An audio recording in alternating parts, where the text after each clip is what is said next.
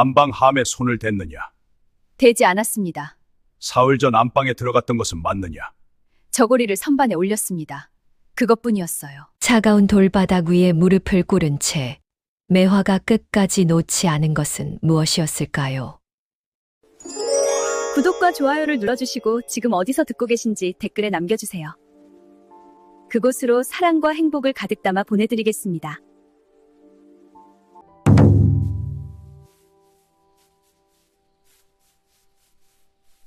한양북촌 깊숙한 곳에 기와지붕 높은 양반가가 한 채 있었습니다.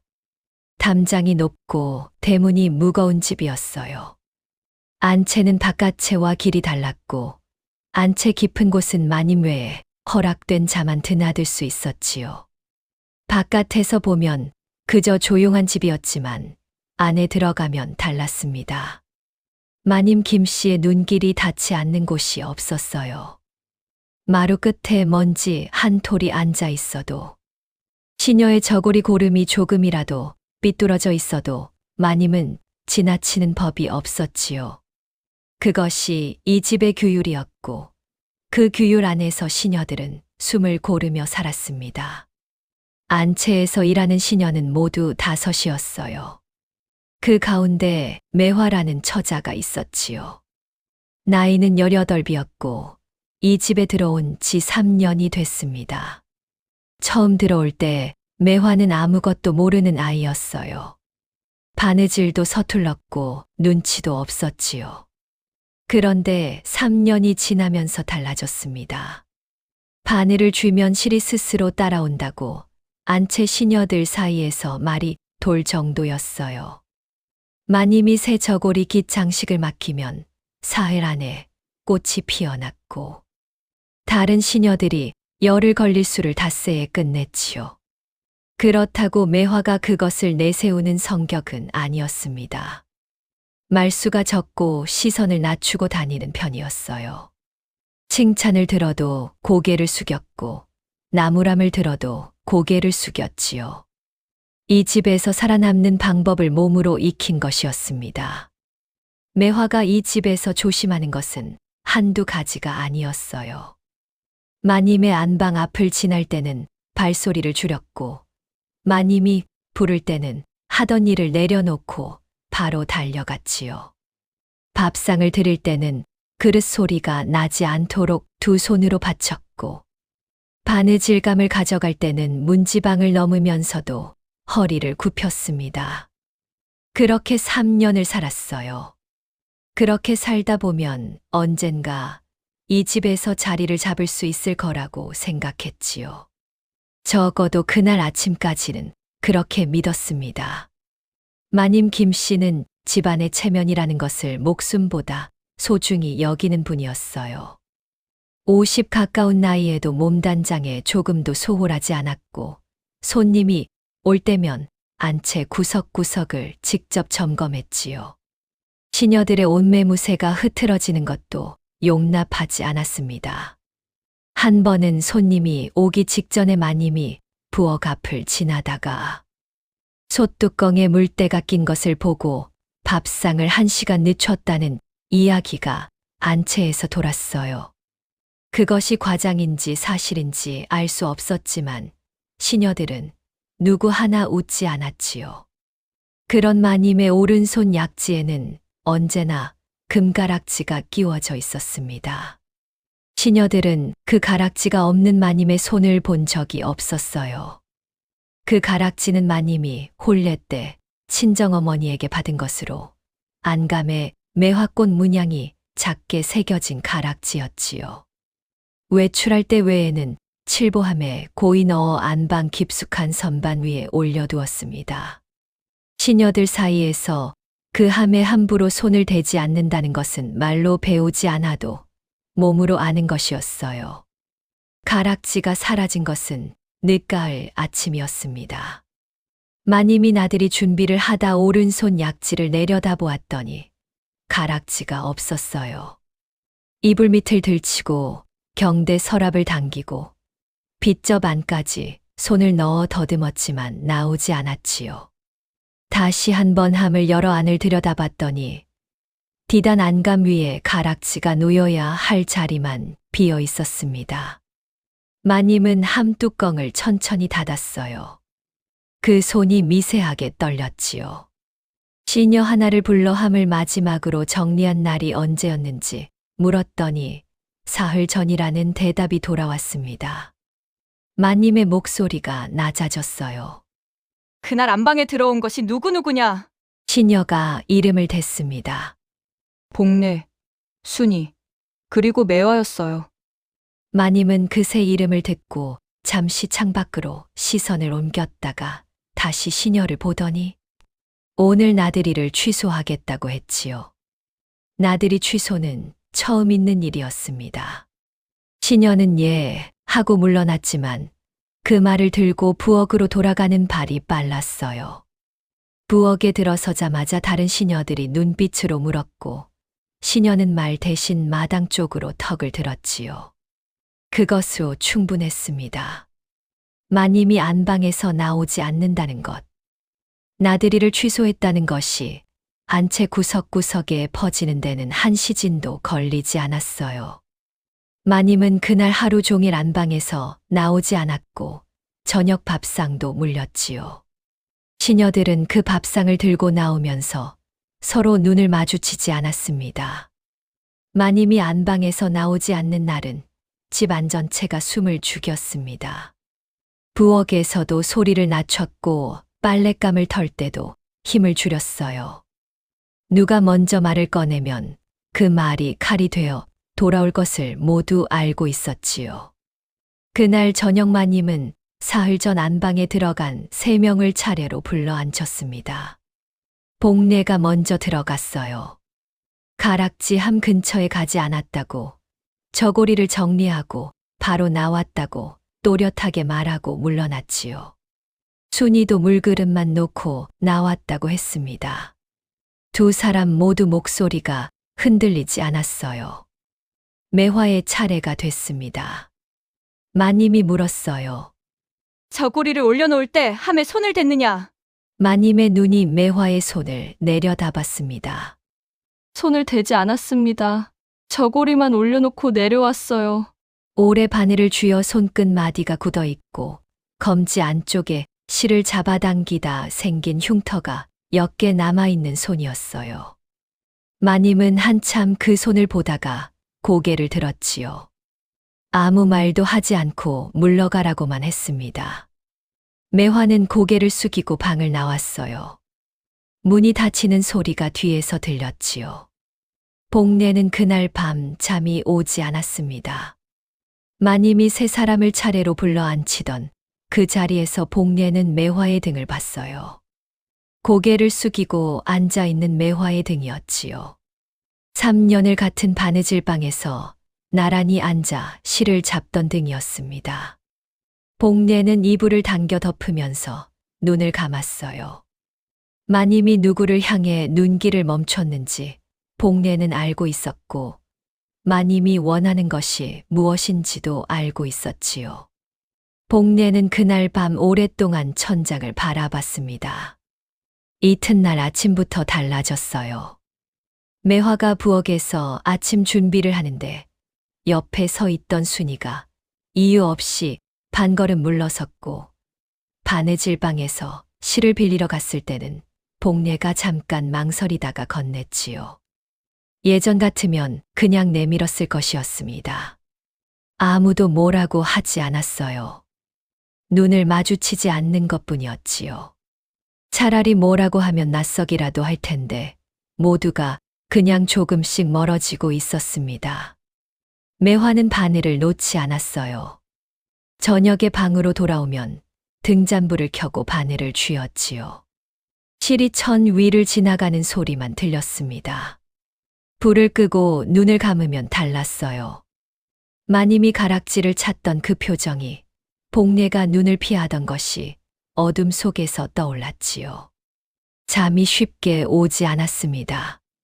다음 날 아침 일어나면 또 바느질방으로 가서 바늘을 쥐었어요. 손이 바쁘면 생각이 줄었지요. 그것만이 이 집에서 버티는 방법이었습니다. 그러던 어느 날 아침 부엌에서 밥을 짓고 있을 때 복례가 들어와 마당 쪽을 가리켰어요. 포졸 2명이 대문 앞에 서 있었지요. 복례는 매화와 눈이 마주치자 고개를 돌렸고 매화는 아궁이 앞에 잠깐 서 있다가 손을 씻고 옷매무새를 고쳤습니다. 포졸 2명이 매화를 앞뒤로 세우고 대문을 나섰습니다. 안채 시녀들이 처마 아래 서서 바라봤어요. 아무도 말을 하지 않았지요. 복례도 거기 있었습니다. 매화는 앞만 보고 걸었어요. 관아마루는 생각보다 넓었습니다. 형리가 높은 상 뒤에 팔짱을 끼고 앉아 있었고 좌우에 사령 둘이 버티고 서 있었어요. 바닥에서 찬 기운이 올라왔지요. 매화는 마루 한가운데 무릎을 꿇었습니다. 형리가 고발장을 소리내어 읽기 시작했어요. 김씨 댁시녀 매화가 안방에 들어가 금가락지를 훔쳤다는 내용이었지요. 사흘 전 안방에서 금가락지를 훔쳤느냐? 훔치지 않았습니다. 안방에 들어간 것은 사실이냐? 저고리 수선을 마치고 들이러 들어갔습니다. 함에는 손도 대지 않았어요. 형리의 눈이 좁아지더니 사령에게 눈짓해 증인을 드리라 했습니다. 그때 들어온 건 복례였어요. 복례는 마루 위에 단정히 무릎을 꿇고 형리를 향해 앉았지요. 매화와는 눈을 마주치지 않았습니다. 3년을 같은 안채에서 밥을 먹고 같은 바느질 방에서 시를 빌리던 복례였어요. 그 복례가 입을 열었지요. 매화가 칠보함 바로 옆에 서서 팔을 뻗는 것을 똑똑히 보았다고 목소리 한 번 떨지 않고 말했습니다. 매화는 고개를 숙인 채로 그 말을 들었어요. 반박하고 싶었지요. 팔을 뻗은 건 저고리를 선반에 올리기 위해서였다고, 함에는 손끝 하나 닿지 않았다고 말하고 싶었습니다. 그러나 입을 열기도 전에 또 다른 시녀가 들어왔어요. 그 시녀는 매화가 평소에 마님의 금가락지를 볼 때마다 시선이 멈추는 것을 여러 번 봤다고 했지요. 처음 듣는 말이었습니다. 없는 기억이 증거가 되고 있었어요. 매화가 입을 열었지요. 그건 사실이 아닙니다. 저는 함에 손로... 형리가 손을 들었습니다. 범인은 항상 아니라고 한다. 그 한마디로 매화의 말이 잘렸어요. 형리가 사령에게 눈짓하자 사령둘이 매화의 팔을 잡아 마루 한쪽으로 끌고 갔지요. 그곳에는 낮고 넓은 나무 받침대가 놓여 있었습니다. 죄인을 엎드리게 하고 등 뒤에서 곤장을 치는 데 쓰는 것이었어요. 매화는 그 위에 엎드렸지요. 차가운 나무 냄새가 코끝에 닿았습니다. 사령이 긴 나무 막대를 들어 올리는 소리가 뒤에서 들렸어요. 매화는 이를 꽉 물었지요. 소리를 내지 않겠다고 생각했습니다. 억울하다는 말은 이미 잘렸고 남은 것은 버티는 것뿐이었어요. 그때였습니다. 관아 문 쪽에서 발소리가 들렸어요. 빠르지도 않고 느리지도 않은, 멈출 생각이 없는 발소리였지요. 발소리는 마루 안쪽까지 곧장 이어졌고 사령의 손이 허공에서 멈췄습니다. 형리가 자리에서 일어났어요. 오형방이었지요. 30대 후반으로 눈이 날카롭고 말이 적은 사람이었습니다. 그가 마루 위를 천천히 훑다가 엎드려 있는 매화 위에서 눈길을 멈췄어요. 사령이 들고 있던 막대를 소리 없이 내려놓았지요. 오형방은 형리에게서 사건 기록을 건네받아 한 장 한 장 천천히 읽기 시작했습니다. 마루 위에 아무 소리도 없었어요. 매화는 엎드린 채로 고개를 들지 않았지요. 차가운 나무 냄새를 맡으면서 숨을 골랐습니다. 오형방이 모두를 내보내고 혼자 기록을 들여다본 것은 그날 오후였습니다.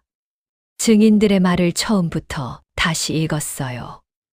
읽을수록 이상했지요. 두 사람의 진술에 같은 표현이 반복됐습니다. 각자 따로 본 것을 각자 따로 말하면 이렇게 똑같이 나올 수 없었어요. 오형방은 증인들을 다시 불러 앉혔지요. 이번에는 순서를 바꾸고 중간에 끊으면서 물었습니다. 복례가 대답하다가 잠깐 멈추는 지점이 있었어요. 처음 진술과 조금씩 달라지는 부분이었지요. 오형방은 메모를 했지만 아무 말도 하지 않았습니다. 그 다음 칠보함을 가져오게 했어요. 함이 들어오자 바깥을 먼저 훑었지요. 멀쩡했습니다. 뚜껑을 열고 창가 쪽으로 가져가 자연광 아래에서 안쪽을 들여다봤더니 뚜껑 안감에 작은 얼룩이 있었어요. 붉은 기가 도는 얼룩이었지요. 손끝으로 짚었더니 번지지 않았습니다. 오래된 연지였어요. 이 집 안에서 연지를 쓰는 사람이 누구냐? 마님은 연지를 쓰지 않는다고 했고 시녀들도 쓸 처지가 못 된다고 했습니다. 오형방이 다시 물었어요. 드나드는 사람 가운데 연지를 쓰는 이가 있느냐? 사령이 잠깐 멈췄다가 마님의 조카 윤정을 언급했습니다. 20대 초반으로 화장을 좋아했고 가끔 안채에 드나들었으며 연지를 늘 품 안에 지니고 다닌다는 말도 들은 적이 있다고 했어요. 오형방이 기록을 넘겼더니 가락지가 사라진 날 안채를 드나든 사람 목록에 윤정의 이름이 있었지요. 오후 늦게 방문했다가 저녁 전에 나갔다는 기록이었습니다. 오형방은 윤정을 불러오라고 했어요. 윤정이 들어왔을 때 얼굴이 하였습니다. 오형방은 서두르지 않고 그날 안채에 들렀던 것이 사실이냐고만 물었어요. 윤정은 고개를 끄덕이며 마님을 뵈러 갔다가 자리를 비우셔서 그냥 나왔다고 했지요. 오형방은 천천히 칠보 함 뚜껑을 윤정 앞에 내밀었습니다. 함을 열고 닫은 사람 손에 연지가 묻어 있었다는 뜻이요. 장터에서 금가락지를 팔려다 수상하다는 말이 돌아 팔지 못했다는 이야기도 들었소. 윤정의 입술이 움직였다가 멈췄고 무릎 위에 놓인 손이 천천히 쥐어졌습니다. 오형방은 기다렸어요. 관아마루에 한동안 아무 소리도 없었지요. 윤정은 고개를 숙인 채로 오랫동안 있다가 천천히 입을 열었습니다. 처음에는 그냥 잠깐 보려고 했습니다. 손에 쥐고 나서 다시 넣지 못했어요. 오형방이 사령에게 눈짓하자 사령 둘이 윤정의 처소로 향했습니다. 관아마루에 침묵이 깔렸어요. 윤정은 고개를 든 채로 무릎 위에 두 손을 올려놓고 앉아 있었지요. 오형방은 아무 말도 하지 않고 기다렸습니다. 얼마 지나지 않아 사령이 돌아왔어요. 빗접 서랍 안쪽에서 찾아냈다며 가락지를 오형방 앞에 내려놓았지요. 안감에 매화꽃 문양이 작게 새겨진 가락지였습니다. 마님의 것이었어요. 윤정은 그 가락지를 보더니 천천히 고개를 떨궜지요. 오형방이 결과를 가지고 마님을 찾아간 것은 저녁이 되기 전이었습니다. 마님은 안방에 앉아 있었어요. 오형방이 들어와 무릎을 꿇고 가락지를 앞에 내려놓자 마님의 눈이 가락지 위에 오래 머물렀지요. 안감에 새겨진 매화꽃 문양이 등잔불 아래에서 가늘게 빛났습니다. 오형방이 윤정의 이름을 꺼내자 마님은 그 순간 시선을 창밖으로 돌렸어요. 오형방이 자초지종을 다 말하는 동안 마님은 한 번도 고개를 돌리지 않았지요. 오형방이 물러난 뒤에도 마님은 한동안 그 자리에서 움직이지 않았습니다. 가락지를 집어들었다가 다시 내려놓았어요. 그 손이 미세하게 떨렸지요. 윤정은 그날 저녁 마님 앞에 불려왔습니다. 안채 시녀들은 안방 근처에 얼씬도 하지 않았어요. 다만 윤정이 나오면서 눈이 퉁퉁 부어 있었다는 것만 알았지요. 마님은 그날 밤 아무것도 먹지 않았습니다. 매화는 이튿날 오후 방면됐어요. 관아문을 나서는데 오형방이 문 앞에 서 있었지요. 억울했겠다. 매화는 고개를 들지 않았습니다. 한참이 지나서야 천천히 고개를 숙여 인사를 하고 걸음을 옮겼어요. 양반가로 돌아왔을 때 시녀들의 눈빛이 달라져 있었습니다. 밥상에서 반찬을 밀어주는 손이 돌아왔고, 복례도 평소처럼 바느질 방에서 나란히 앉아 실을 잡았어요. 그런데 이상했지요. 아무 일도 없었다는 듯 돌아온 그 손이 관아 마루에서 자신을 향해 또렷하게 말하던 그 입이었습니다. 매화는 바늘을 쥐고 실을 꿰면서 아무 말도 하지 않았어요. 복례도 아무 말이 없었지요. 그 침묵이 하루 종일 바느질 방 안에 깔려 있었습니다. 마님은 평생 체면을 지켜온 사람이었어요. 잘못을 인정하는 말은 그 체면 안에 자리가 없었지요. 그러나 아무 말도 하지 않은 채로 매화 앞을 지나치는 것도 쉽지 않았습니다. 마님은 매화를 볼 때마다 눈길을 다른 데로 옮겼어요. 그렇게 며칠이 지나던 어느 저녁 안채 시녀를 통해 작은 비단 조각 하나가 매화의 방에 전해졌지요. 아무 말도 적혀 있지 않았습니다. 고급 비단이었어요. 매화는 그 비단을 손바닥 위에 올려놓고 한참 들여다보다가 접어서 바느질 상자 맨 아래에 넣었지요. 그 뒤로 안채는 겉으로 보면 달라진 것이 없었습니다. 매화는 아침에 일어나면 바느질 방으로 갔고 저녁에 불을 끄면 방으로 돌아왔어요. 밥상에서 반찬을 밀어주는 손은 돌아왔지만 복례와 눈이 마주칠 때마다 어딘가 어색했지요. 말하지 않는 것들이 안채 안에 조용히 쌓이고 있었습니다. 겨울이 왔어요. 찬바람이 안채 문틈으로 들어오는 아침마다 매화는 바느질 상자를 열고 바늘을 꺼내 실을 꿰었지요. 손이 움직이기 시작하면 하루가 시작됐습니다. 눈이 내리고 처마 끝에 고드름이 달리는 동안 매화는 안채 구석에서 바늘을 쥐었어요. 아무도 매화에게 뭐라고 하지 않았지만 아무도 예전과 같지 않았지요. 봄이 왔습니다. 봄이 깊어지던 어느 날 아침 매화는 일어나 방 안을 한번 둘러봤어요. 창 아래 햇빛이 들어오는 자리에 3년을 바늘을 쥐고 앉았던 자국이 남아 있었지요. 매화는 이불 보따리를 싸고 바느질 상자를 들었습니다. 상자 안맨 아래에 마님이 보낸 비단 조각이 있었어요. 매화는 상자 뚜껑을 닫고 방문을 열었지요. 안채를 지나면서 뒤를 돌아보지 않았습니다. 부엌 앞을 지날 때 아침밥 짓는 냄새가 났어요. 매화는 걸음을 멈추지 않았지요. 대문을 나서면서 처마 아래를 올려다봤더니 복례가 거기 서 있었습니다. 복례는 한 발 앞으로 나왔다가 멈추더니 그 자리에 서서 매화의 뒷모습이 골목 모퉁이를 돌아 사라질 때까지 바라봤어요. 복례는 그날 아무에게도 그 이야기를 하지 않았지요. 세월이 흐른 뒤 동네 사람들 사이에서 가끔 그 이야기가 나왔습니다. 김씨 댁시녀가 억울하게 관아에 끌려갔다가 풀려났다는 이야기였어요. 손재주가 뛰어난 아이였는데 그런 꼴을 당했다고 혀를 찼지요.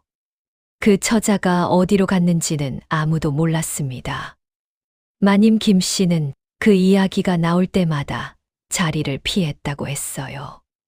그 말이 돌 때 매화는 이미 그 마을에 없었지요.